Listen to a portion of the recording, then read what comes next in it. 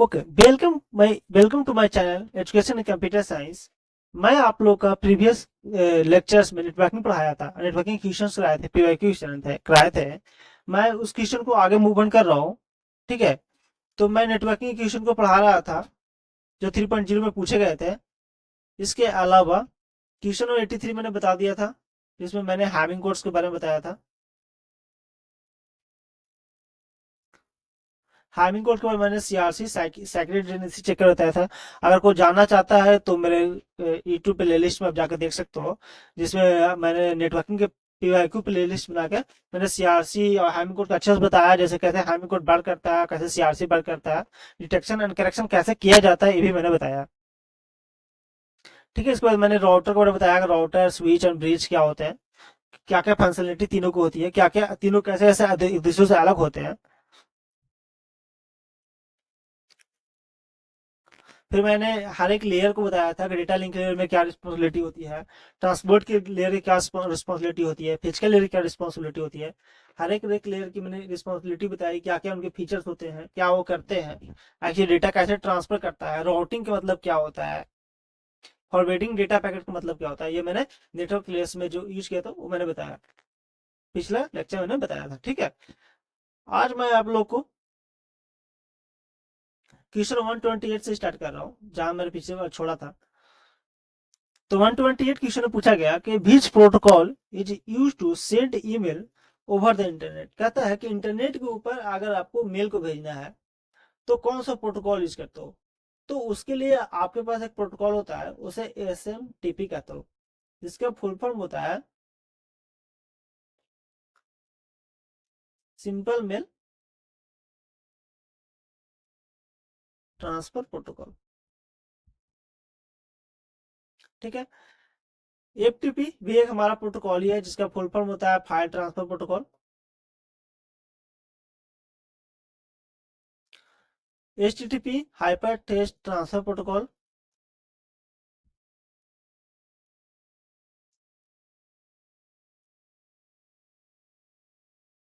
ठीक है, एफटीपी जैसा का नाम दिया गया फाइल ट्रांसफर प्रोटोकॉल, मतलब फाइल को कि अगर अगर इंटरनेट पे फाइल को ट्रांसफर करना है तो हम एफटीपी को ये प्रोटोकॉल का यूज करते हैं, फाइल ट्रांसफर। किसके लिए, जैसे इसका नाम है, जैसे उसका काम है। एचटीटीपी का यूज किया जाता है जैसे कि hyper text transfer. Hyper text मतलब एक वेब पेज, अगर वेब पेज को ओपन करना है या ट्रांसफर करना है तो आप जो जिस प्रोटोकॉल को यूज करते हो उस प्रोटोकॉल को हम एचटीटीपी कहते हैं। जैसे आपने देखा भी होगा कि आप http://www.google.com,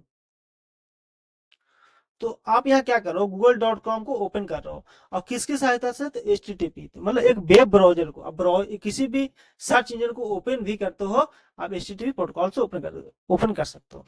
ठीक है, तो ये वेब ब्राउजर को ओपन करने के लिए प्रोटोकॉल यूज किया जाता है, या सर्च इंजन को एक्टिव करने के लिए भी किया जाता है। ये google.com सर्च इंजन है। इसके अलावा आप अगर आपका एक वेबसाइट है अमेजन, अगर आप अमेजन.com भी खोलना चाहते हो तो इंटरनली आपका जो प्रोटोकॉल वर्क करता है वो एचटीटीपी ही वर्क करता है। ठीक है, और उसके बाद अमेजन.com को ओपन किया जाता है। तो एचटीटीपी प्रोटोकॉल को हम क्या करते हैं, वेब पेजेस को ओपन करने के लिए करते हैं। वेब पेजेस मतलब किसी वेबसाइट को, किसी भी इंजन को खोलने के लिए, इंटरनेट पे हम खोलने के लिए इसका यूज करते हैं। जैसे मैंने लिखा भी है कि SMTP simple mail transfer protocol होता है, इस स्टैंडर्ड प्रोटोकॉल पर सेंडिंग ईमेल, ईमेल को सेंड करने के लिए एसएमटीपी यूज करते हैं, जिसका पोर्ट यूज किया जाता है 25। ये इंपॉर्टेंट है क्योंकि एग्जाम में पूछा जाता है कि एसएमटीपी कौन सा पोर्ट यूज करता है, तो आपको याद रखना चाहिए 25 यूज करता है। जबकि फाइल की बात किया जाए एफटीपी, तो फाइल ट्रांसफर के लिए यूज किया जाता है। एचटीटीपी की यूज फॉर वेब ब्राउजिंग, मतलब मैंने जैसे बताया कि किसी प्रकार के वेबसाइट को ओपन करना है, किसी प्रकार के वेब ब्राउजिंग करना है, किसी प्रकार के सर्च इंजन को खोलना है, तो आपको जो पीछे सर्च प्रोटोकॉल यूज किया जाता है वो एचटीटीपी प्रोटोकॉल का ही यूज किया जाता है। क्वेश्चन 129 की बात करते हैं।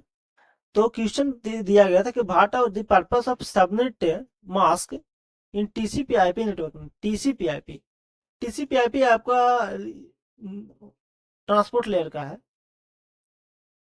हम ट्रांसपोर्ट लेयर पे टीसीपी आईपी पढ़ते हैं। जिसमें टीसीपी का फुल फॉर्म होता है ट्रांसमिशन कम्युनिकेशन प्रोटोकॉल, और आईपी में इंटरनेट प्रोटोकॉल। ठीक है, तो टीसीपी आईपी में हम सबनेट मास्क करते हैं, जिसमें हम आईपी एड्रेस भी पढ़ते हैं। टीसीपी आईपी में ट्रांसपोर्ट लेयर में हम आईपी एड्रेस पढ़ते हैं। आपने आईपी एड्रेस का नाम सुना भी होगा, जिसमें डिफरेंट डिफरेंट आईपी एड्रेस पढ़ते हैं हम लोग। क्लास ए आईपी एड्रेस, जिसका रेंज जो होता है 0 से लेकर 127 तक होता है। क्लास बी आईपी एड्रेस, जिसका रेंज 128 से लेकर 191 तक होता है। क्लास सी आईपी एड्रेस, जिसका रेंज 192 से लेकर 223 तक होता है। क्लास डी आईपी एड्रेस, जिसका रेंज 223 से लेकर 224 से लेकर 239 तक होता है। और क्लास ई जो लास्ट क्लास होता है आपका 240 से लेकर 255 तक होता है। ठीक है, तो इस आईपी एड्रेस में आप जानते हो कि एक आईपी एड्रेस जो होता है और जो 88 बिट का कॉम्बिनेशन होता है। 8 मतलब 8 बिट्स से। 8 यहाँ पे क्या है, बिट्स है, मतलब 1100 ऐसे कैसे मिलाते मिलाते 8 बिट है। इसके बाद फिर 8 बिट, फिर 8 बिट, फिर 8 बिट, जो इसको जोड़ा जाता है तो 2 × 55 255 डॉट 255 डॉट 255 255 होते हैं, मैक्सिमम होते हैं। ठीक है, ये मैक्सिमम होते हैं। जो आपको ये बात कह रहे थे क्लास ई की, क्लास ई में आ जाएगा।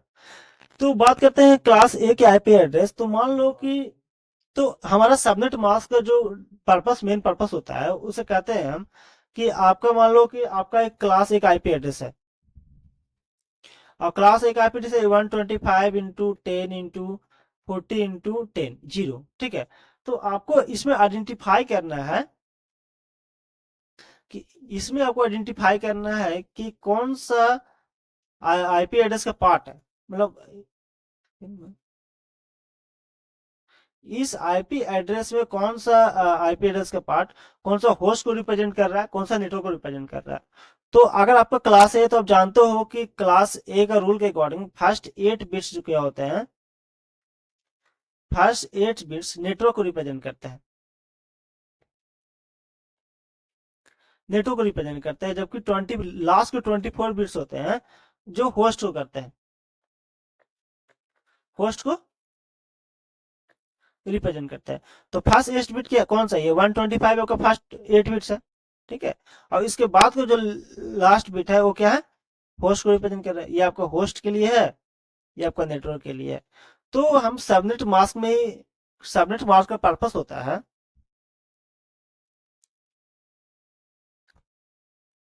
सबनेट मास्क का पर्पस ये होता है कि आइडेंटिफाई करना कि किसी आईपी एड्रेस में कौन सा पार्ट नेटवर्क को रिप्रेजेंट कर रहा है और कौन सा पार्ट होस्ट को रिप्रेजेंट कर रहा है। ठीक है, तो आपको ऑप्शन देख लो। तो ऑप्शन में दिया गया है कि to identify the network portion of an IP address, IP address में नेटवर्क पोर्शन को आइडेंटिफाई करना, सही बात है। To identify the host portion of IP address में होस्ट पोर्शन को आइडेंटिफाई करना, सही बात है। To convert IP address into domain names, नहीं, ऐसा नहीं होता कि आईपी एड्रेस को डोमेन नेम्स में ये जो काम किया जाता है ये डोमेन नेम सिस्टम का काम होता है।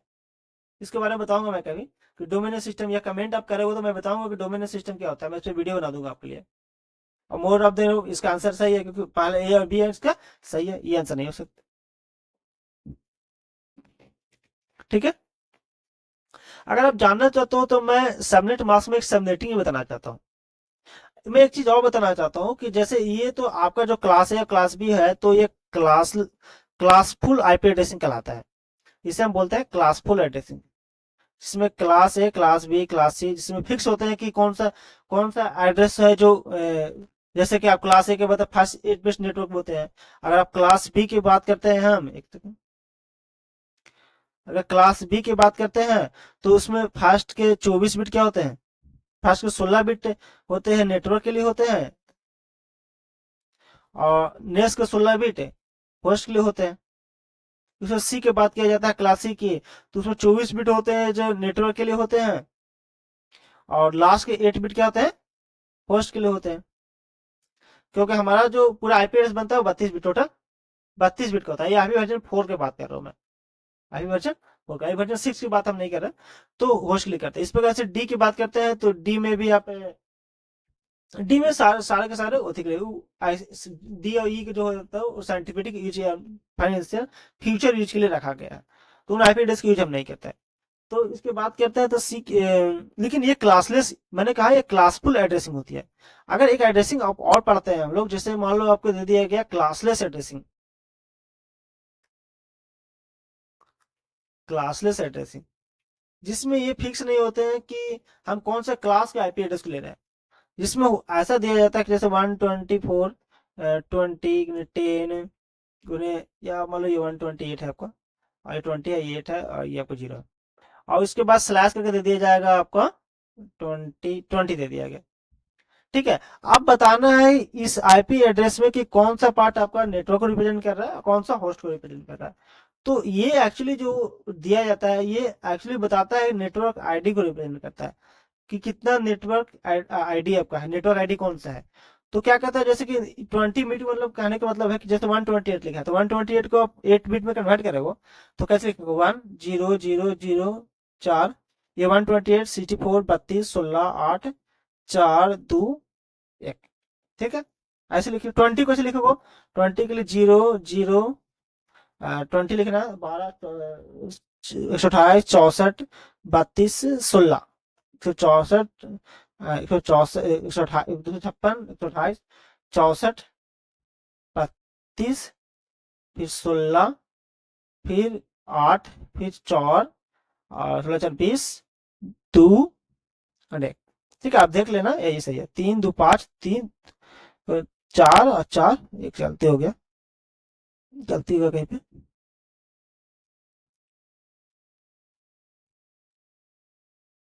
ये 100 156 256 128 64 32 16 128 होता है स्टार, यार सॉरी 156 में कहाँ से कर रहा हूँ, 128 64 32 16 16 यहाँ पे कर लो, 16 8 4 4 10 हो गया, और 0 0, तो 2 4 6 8 मिनट का हो गया आपका ये।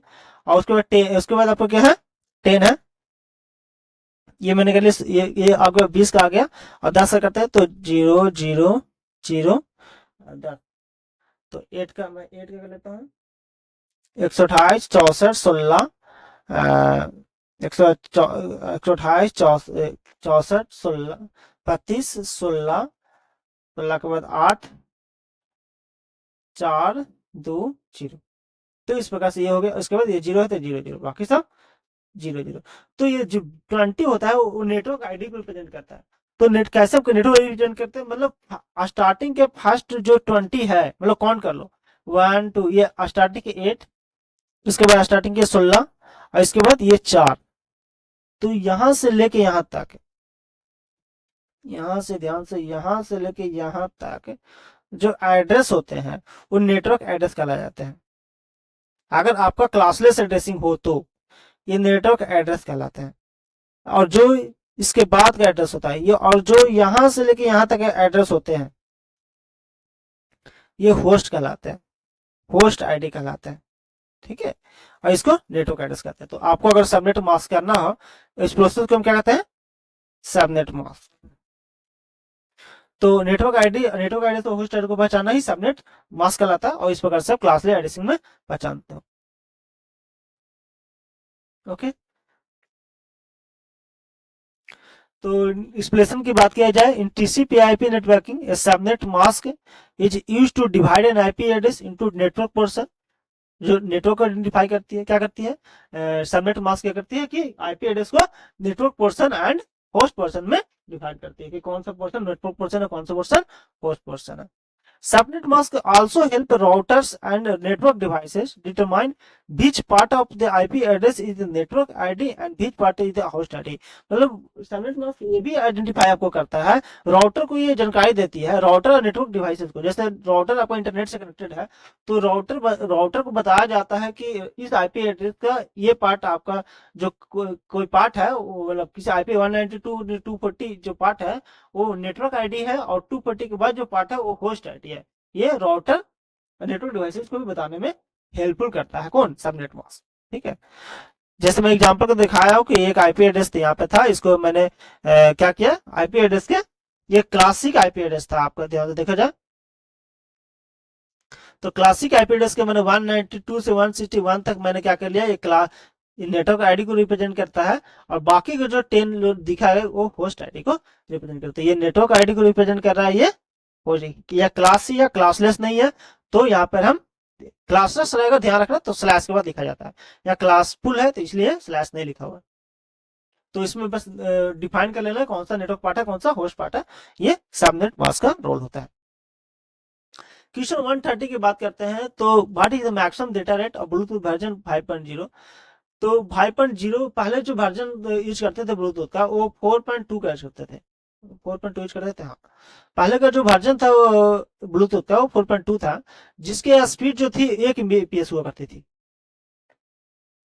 लेकिन 4.2 से अपग्रेड कर दिया गया और ब्लूटूथ का वर्जन 5.0 कर दिया गया, जिसकी रफ्तार अब 2 Mbps हो गई। ऐसा हमें लगता है कि 5.0 अगर ब्लूटूथ वर्जन है तो उसकी स्पीड 5 Mbps होगी, लेकिन ऐसा नहीं है। ब्लूटूथ वर्जन की स्पीड 5.0 है तो उसकी स्पीड 2 Mbps कर दी गई। जब मैंने इस क्वेश्चन को देखा तो मुझे भी ऐसा लगा था कि ब्लूटूथ वर्जन का 5.0 है तो हो सकता है 1.0 से 1 Mbps होती है, और 2.0 से 2 Mbps, 3 Mbps ऐसा होती है, तो 5.0 से 5, मैंने गलती करके आया था। बट मैंने जाना कि नहीं, एग्जैक्टली 4.2 वर्जन होते थे, पिछले वर्जन थे, और उसके बाद 5.0 वर्जन में 2 Mbps को रफ्तार दिया गया, जिसकी रेंज 240 मीटर होती है, 240 मीटर की होती है, और ब्रॉडकास्ट मैसेज सपोर्ट भी करता है, लोअर पावर भी यूज करता है, 2 Mbps का इसका स्पीड है। नेक्स्ट क्वेश्चन की मूव करते हैं कि which wireless communication technology is commonly use in IoT device. IoT device का मतलब समझो पहले। आईओटी डिवाइस वैसे डिवाइस को कहते हैं जैसे आप automatic sensor, automatic sensor, automatic washing machine, automatic का मतलब वैसे वॉशिंग मशीन जो खुद से सब कुछ काम करे, कोई इंस्ट्रक्शन नहीं देना पड़े, कितना हीट होगा, कितना देर में हमको कपड़े सुखाने हैं, कितने कपड़े, कितने देर कपड़े हमको धोने हैं, ठीक है, कब ऑफ हो जाना है, ऑटोमेटिक ऑफ भी हो जाना है, ऑटोमेटिक डोर, ऑटोमेटिक लाइट, ठीक है।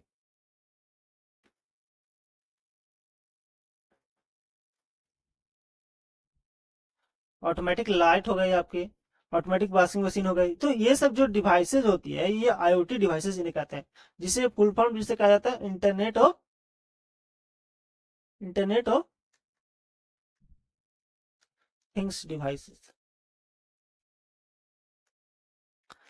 तो ये पूछा गया क्वेश्चन इसकी कि ये सब डिवाइसेज होती है, इस डिवाइसेज में कौन सा वायरलेस कम्युनिकेशन के लिए किया जाता है, वायरलेस जो डिवाइस मतलब कनेक्शन करने के लिए, नेटवर्क में कम्युनिकेट करने के लिए इन्हें कौन सा वायरलेस कम्युनिकेशन चाहिए, वायरलेस मतलब बिना वायर का। आईओटी डिवाइस है, ऑटोमेटिक है, तो वायरलेस तो होने चाहिए, तो इसके लिए हम ब्लूटूथ का यूज करते हैं। हम ऐसा नहीं सोचते कि हम वाईफाई या 4G लगा लेते हैं अपने आईओटी डिवाइसेस के लिए। हम लोग जो वायरलेस आईओटी डिवाइसेस के लिए हम शुरू में ब्लूटूथ का यूज करते हैं, जो हमारे लिए बेनिफिशियल है, इफिशियंट भी है, ठीक है। तो शॉर्ट रेंज 10 मीटर के लिए होता है, तो हम ब्लूटूथ का यूज कर लेते हैं, स्मार्ट होम के लिए लगा लेते हैं, स्मार्ट होम में ये सेशन वगैरह पड़ते हैं, शॉर्ट रेंज कम्युनिकेशन के लिए हम इसका यूज करते हैं।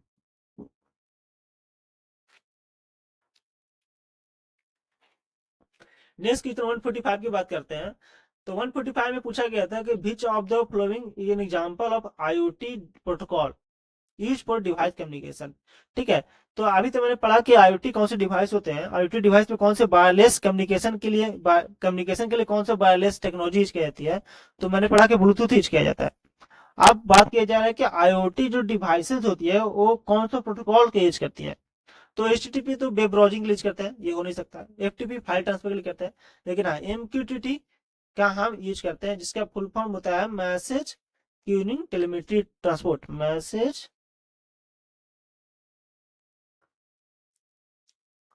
क्यूइंग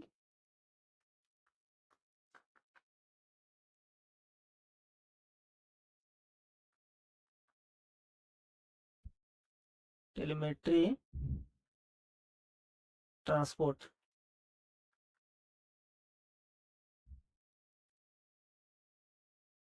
ठीक है। हम इस प्रोटोकॉल का यूज करते हैं किसमें, जब दो आईओटी डिवाइसेस, एक आईओटी डिवाइस दूसरे आईओटी डिवाइसेस से कम्युनिकेट करना चाहती है, आईओटी डिवाइस 1 आईओटी डिवाइस 2 से क्या करना चाहती है, कम्युनिकेशन करना चाहती है, तो हम जो प्रोटोकॉल का यूज करते हैं वो क्या करते हैं, MQTT का यूज करते हैं, मैसेज क्यूइंग टेलीमेट्री। ऐसे ये न्यू क्वेश्चन पूछा गया था आपको एग्जाम में। ऐसा होता है कि कुछ क्वेश्चन न्यू पूछे जाते हैं, कुछ थ्योरी क्वेश्चन बेस्ड क्वेश्चन होते हैं, जैसे मैंने सबनेट मार्क बताया थ्योरी बेस्ड क्वेश्चन होते हैं। और कुछ क्वेश्चन जैसे ये क्वेश्चन है आईओटी प्रोटोकॉल का, IoT of internet of things का, जो नया क्वेश्चन पूछे जाता है और इनको कुछ सोच समझ कर आंसर देना। जैसे आपको पता है कि HTTP और FTP क्या है, तो आप आसानी से सोच सकते हो कि HTTP तो पॉसिबल ही नहीं है, तो MQTT ही आंसर होगा। ठीक है, इस प्रकार से आंसर आपको टिक आउट किया जाता है। Okay, guys, thank you. Like and subscribe